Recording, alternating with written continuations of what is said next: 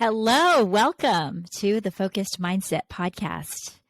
In our parenting edition, we talk about how you can be your very best self, not only with your kids, but with those you love, with yourself when you're alone. How can you bring the best version of yourself into each and every situation in your life? Today, we're going to discuss one of my favorite subjects, the subject of hope.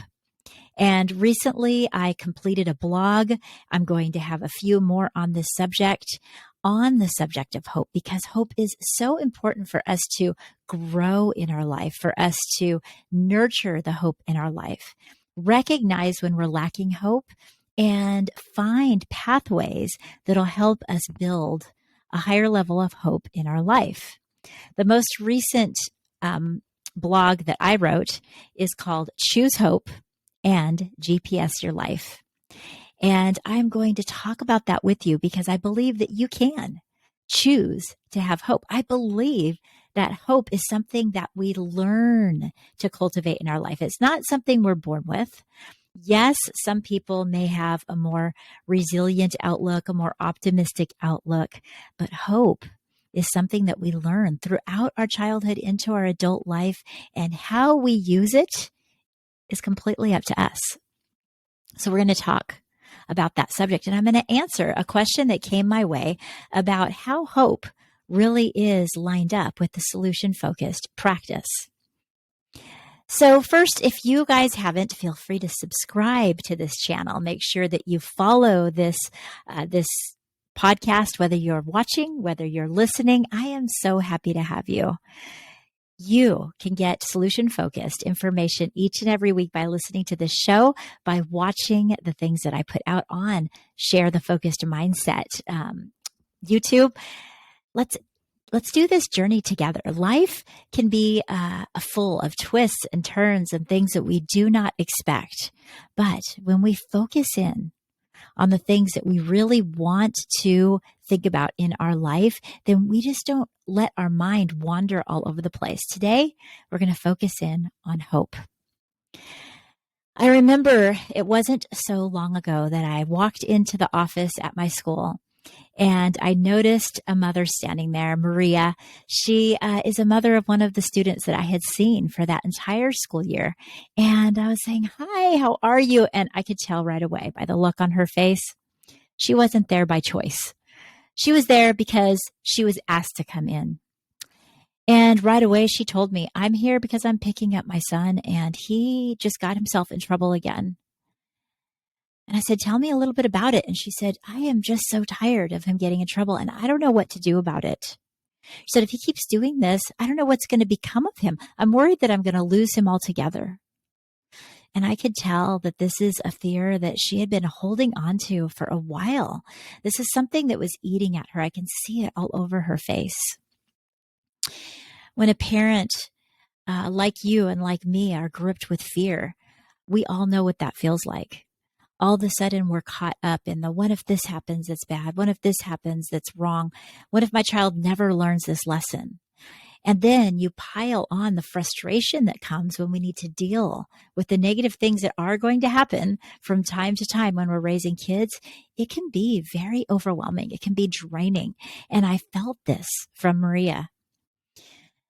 So I just paused altogether and I asked her, I said, "When you think about your son, what are the things that you most hope for his future?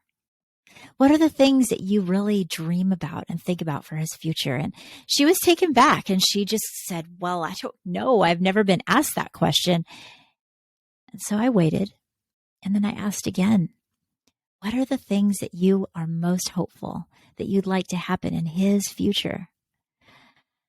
And pretty soon she sat back and she looked off into the distance as if she was really dreaming about this. And she said, "I hope that we are able to be close. And I hope that he's able to be a good man in this world." I told her this is a beautiful picture of what you and your family and your son can be like in the future. This is a wonderful picture. What do you think needs to happen to get you closer to that goal? I don't know if she had ever put the correlation together that she had just stated a goal that she has in her life. Her best hope is the goal that she hopes to achieve. I think with all the anger and frustration and no one putting that together, she hadn't got a chance to sit down and think about that. But her mind has been wanting to help her son for quite some time, which is why I was the one that was speaking with her child. And so she sat back and she started thinking and she said, well, I think that we probably need some help. She said, I think we need to spend more time together and maybe we even need to go to counseling for ourselves. And right at that moment, I noticed her whole body relax. I saw her begin to feel that hope that comes from thinking about a brighter future.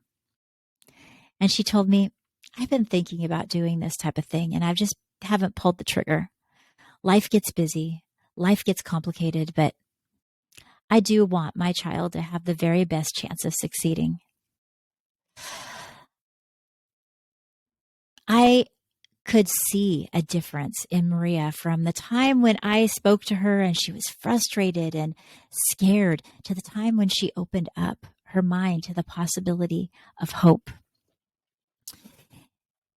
It doesn't matter what needs to be changed in your family. It doesn't matter what needs to be changed about your life. Hope is going to be the key of how you can envision the future and then feel empowered to move towards it. Hope is essentially, my personal definition of hope is that it's believing that a brighter future is possible and knowing that you can take action to get there. Sometimes that action is just in our thought process, and we're going to talk about that in a future episode of how our thoughts can begin to be filled with more hope. And sometimes it's just the very next thing that we need to do for our family, for ourselves, for the vision to be able to be a little bit closer than it was just a little while ago. Whatever it is, hope is so powerful. Hope is more powerful than even motivation.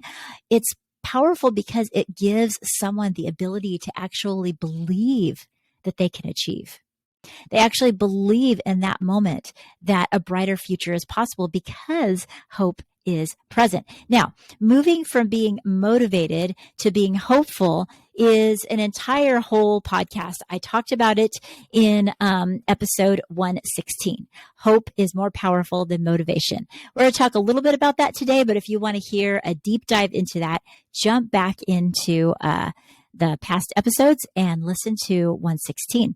I also talked a lot about hope on with our guest Brett on episode 123 and 124. So you can hop back and really learn about this subject. And like I said, there's going to be more to come. But just briefly, let's talk about what is the difference between hope and motivation. Some people think that hope and motivation are pretty much the same thing.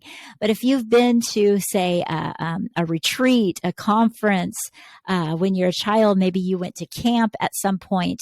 Have you ever been to an event and you feel this rush of motivation? But when you get home, things seem to go flat. You don't seem to follow through.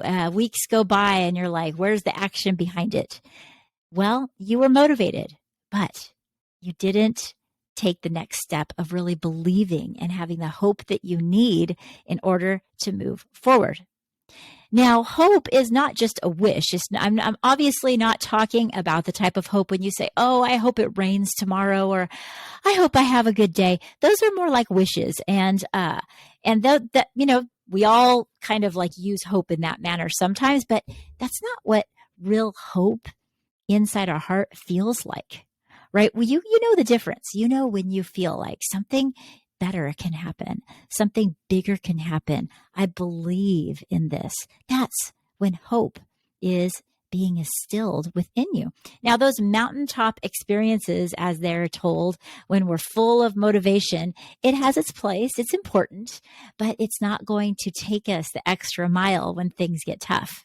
It's hope that does that. But many people wonder, well, okay, I feel motivated. How do I move from that place of motivation? Even as a parent, you sometimes